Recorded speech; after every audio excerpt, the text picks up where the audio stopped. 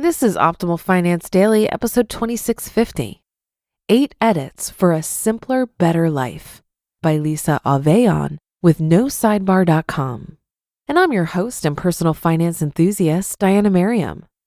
Welcome back to our Sunday bonus episode, where I share an extra article with you from a different podcast in our network. And today's episode is coming from our very first podcast, Optimal Living Daily. You can find that show wherever you're listening to this. And please do follow or subscribe to the show to get new episodes every day. So with that, here's Justin with the article as we optimize your life. 8 Edits for a Simpler, Better Life by Lisa Avellan of NoSidebar.com. Quote, perfection is achieved not when there's nothing more to add, but when there's nothing left to take away. Antoine de Saint-Exupéry. I heard Rob Bell say once when he is editing a book, he knows he's making progress when he starts to cut out really good stuff. I wondered why he would cut that out of his book. How would leaving out the good make his book better? It occurred to me that as an aspiring minimalist, I spend a lot of time analyzing the clutter in my life, mind, and home, and little time assessing the usefulness and purpose of the good that I choose to keep. It's silly really, because isn't that the point of removing the clutter, to enjoy what remains? Minimalism questions everything. We remove the obvious clutter, and then we are left to challenge what we believe to be good and worthy, all that made the cut. The answers can surprise us. Sometimes the good is not great all the time. It sounds counterintuitive, but we often have to edit really good stuff in our lives in order to tell our best story. A simple life tells the biggest story. You've heard of less is more and the cutting room floor and how the best of film and TV is lying on it. It's not an uncommon theme, but we rarely apply it to the way we live. We bring good things into our lives with the hope that they will solve a certain problem or desire. Books, clothing, machines, furniture, events, people, etc. are all at one point good things to add. But at some point down the line, some of those things no longer fulfill that need or desire.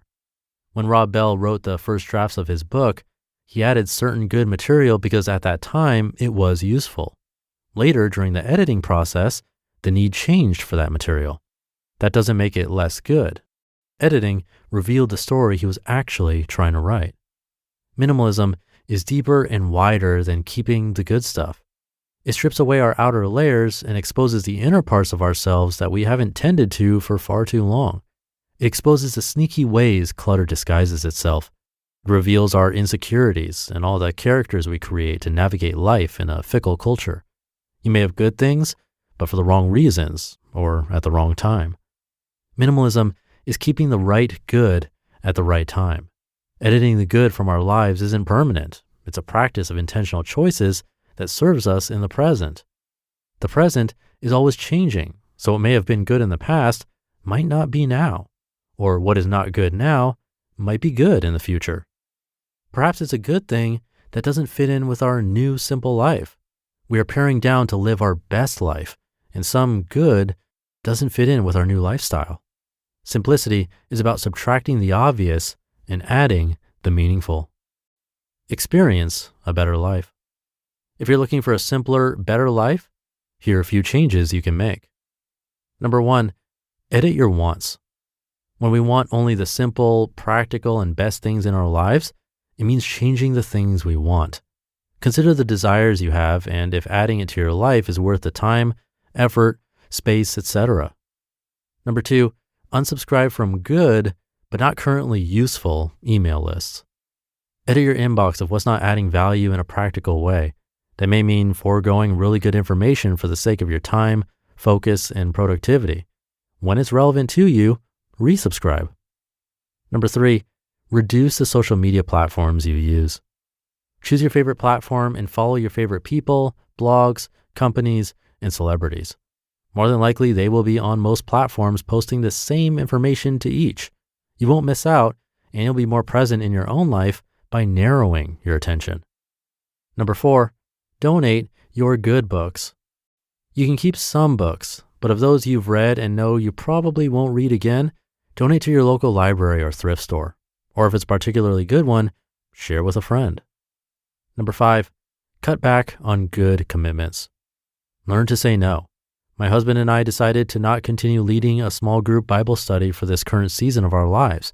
Through our process of editing, we recognized the desire and need to spend our evenings at home while our kids are so young. Choosing to say no to this particular commitment was not easy, but it creates much needed margin to enjoy our daughters and protect our family boundaries. Number 6, cut back on social spending. Save money by entertaining at home rather than weekly happy hours with friends or coworkers, or drop the food and drink altogether and suggest a different activity such as hiking or checking out a local free tourist attraction. Number 7, downsize your home. I've seen people move to smaller homes to simplify their life. They discovered the reduced living space increased their intentionality concerning what they allow into their home and how they use the space they have. Large homes can be good, but could a smaller home be better? And number 8, set boundaries with family and friends. Family and friends usually have great intentions, and we certainly love them. However, there are those times when it's necessary to ask for space. Pay attention to your needs for space and where those boundary lines are crossed. When boundaries are challenged, resentment builds. Be honest, but gentle. Minimalism is a paradox of addition by subtraction, adding to our lives by removing the excess. Consider taking your minimalist journey deeper into the good stuff. You might find that less is more, even there. You just listened to the post titled 8 Edits for a Simpler, Better Life by Lisa Avellan of NoSidebar.com. It's no secret that something always comes up when you're running a small business.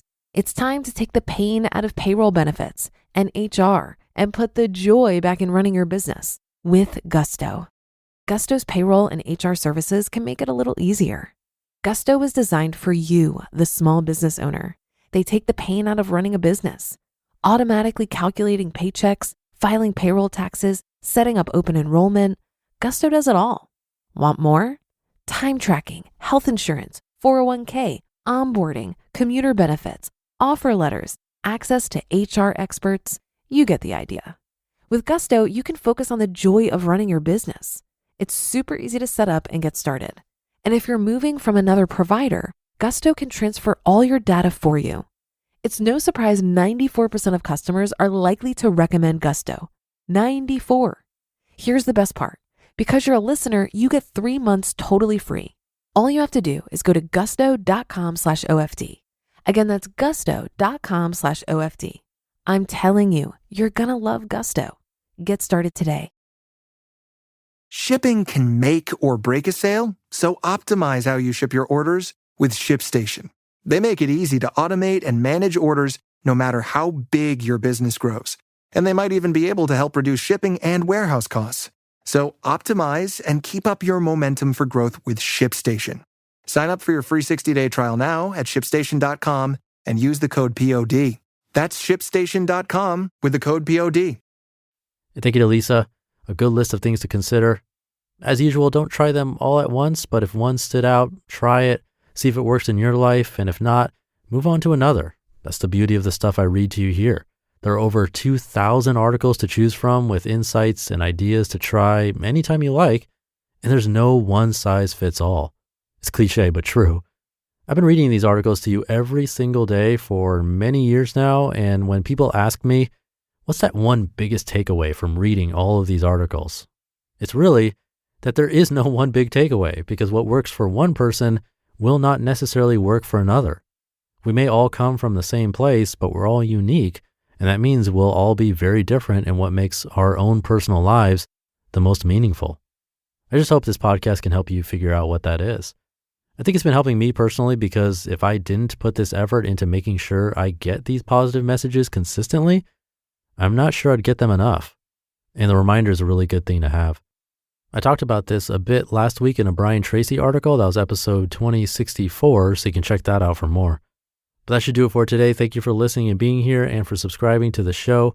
Have a great rest of your day, and I'll be back for the Thursday show tomorrow, where your optimal life awaits.